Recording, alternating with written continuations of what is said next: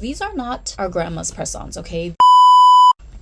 Alright, so as you know, I have switched over officially to press-on nails since 2 weeks ago. I've had this particular set on my hands just shy of 2 weeks, and they have held up pretty good. I have not had any nail pop up whatsoever. So these are from Oleo, and these ones in particular come with sticky tabs pre-attached on the back. So what I did was I basically just like buffed my nails, and then I did a layer of glue on my nails. I used this one by Rico Ong. It's just called R Glue, and this has been my nail glue of choice for a while now. So I discovered this glue actually a couple of years ago when I was still getting my nails done at the salon, but from time to time some of the accessories would fall off. If I got a particularly large stone or something, it would fall off. But with this glue, I was able to reattach pretty much any large stone or charm with just one application, and it would stick any accessory back onto my nail like cement. So as expected, it also works really well in holding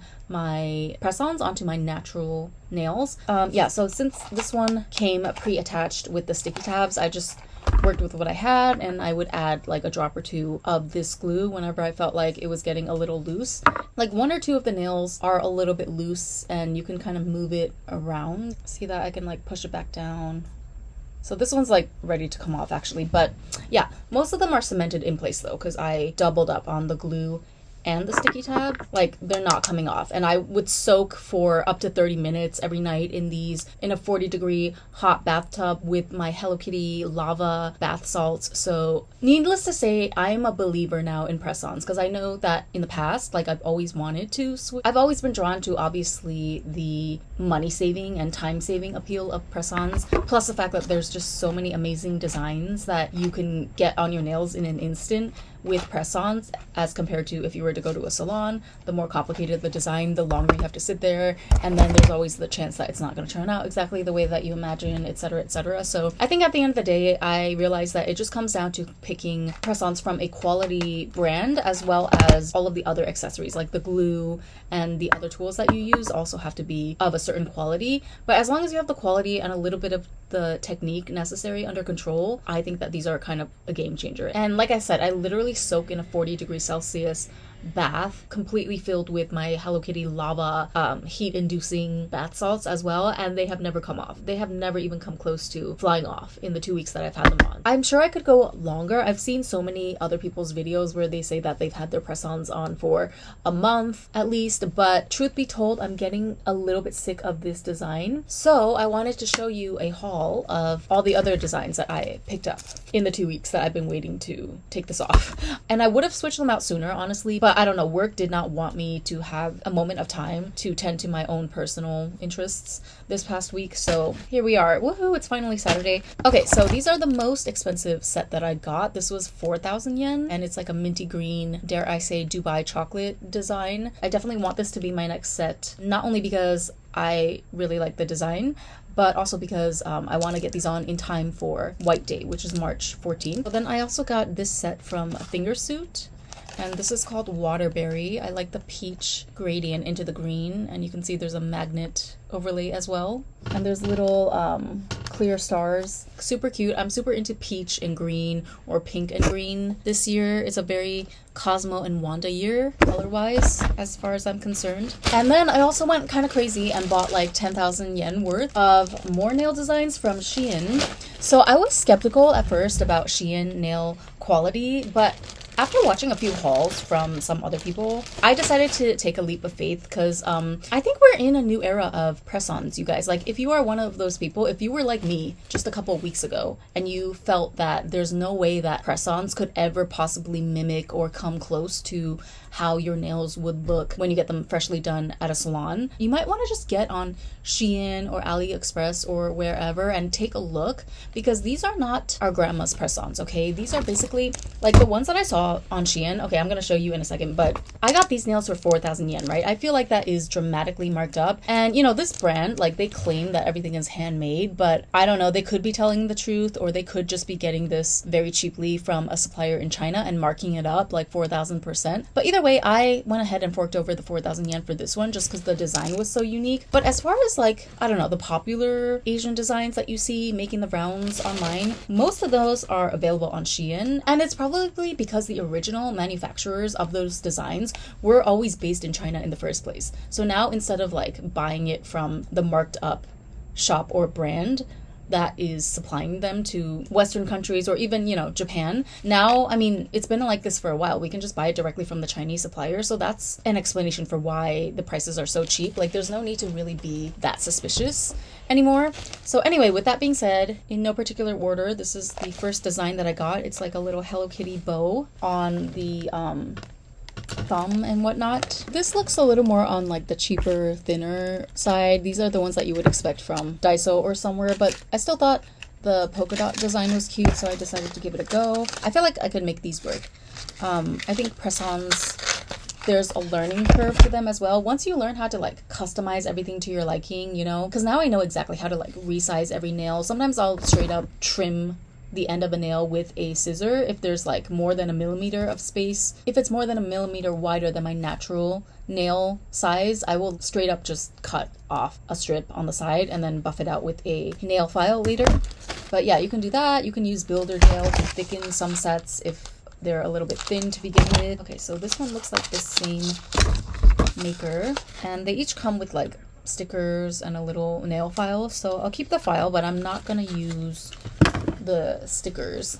I'm just gonna try to glue them on directly from now on. But these are a nice little French design with some pearls and a little half flower thing in the middle. I don't know if this is a mistake or is it supposed to not be French like the rest of the nails, but anyway, you can see we have a lot of extras. Ooh, okay, these are just a nice one color natural pink set. Again, it feels really thick, really good quality. More polka dots and more red. Can you see kind of like a theme with the types of styles that I'm into this year? Oh, and I also, okay, so I discovered kind of, not a hack, but I discovered what I need to do in terms of like picking out the designs if I want to have the most favorable experience with press-ons. So I will be honest, when I first had these on for the first 2 or 3 days, I went through a period where I was kind of like, I'm not gonna lie, I had to fight the urge to rip these press-ons off of my nails by day 3 because I was just so not used to the length and the way that they protrude so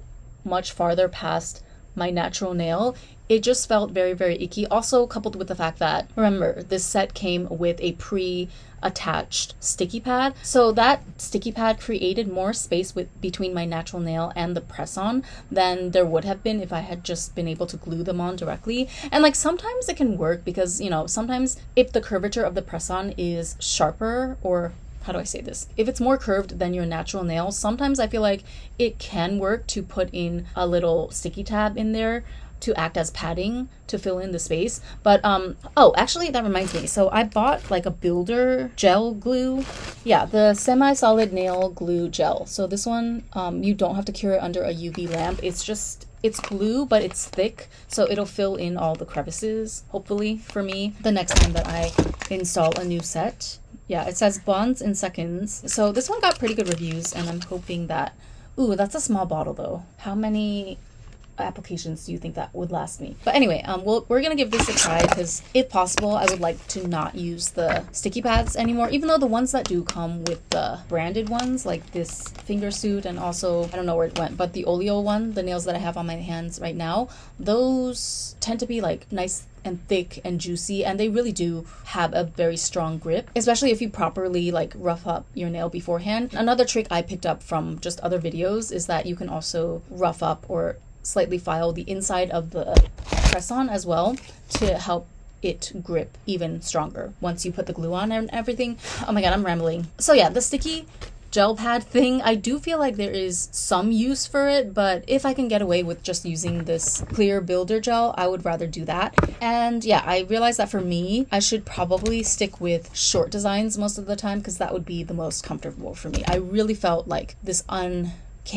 I just really felt so much cognitive dissonance the first few days between the press-on being so much longer than I'm used to in general, because I typically I don't grow my natural nails that long, and also the extra space between my nail and the press-on because of the thickness of the sticky tab. I got used to it and desensitized after the first week or so, but still I think it would have just been a much easier transition for me if I had started out with shorter nails that were closer to my actual nail length. Style wise, I honestly just like the look of shorter nails better anyway. I feel like they're cuter, and sometimes you can get away with crazier designs and not have it look tacky when it's short, or even just single color short nails, housewife nails as they say. So we have yet another red and polka dot design.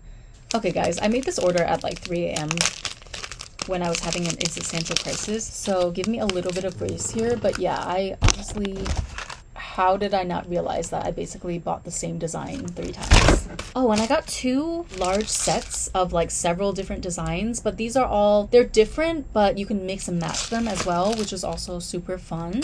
So here's again a bunch of polka dots, but there's different colors now. Okay, there's not only red. See, you have black and white, and there's a couple of stripes in there. I'll put like a picture up if I can find it of the SHEIN page where they show all of the different designs actually on a hand model. And then I called this one the Zara Larson set because it's like tropical flowers and peaches and pinks.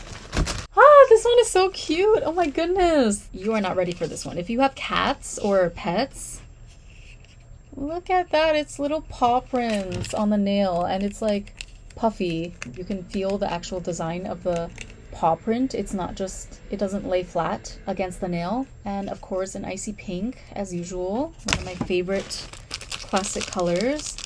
Ah, I love being a woman. Ooh, these are my Slytherin nails. I believe these are magnet. Yeah, it's like a cat's eye. See, it changes color. It's like green in the center and darker green on the outside. So this is for when I'm in a Slytherin state of mind.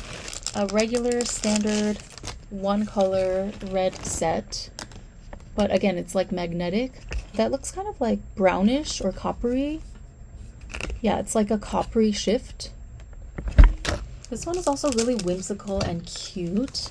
Again, polka dots, but if you look closely, it's like a little cat on the tip here.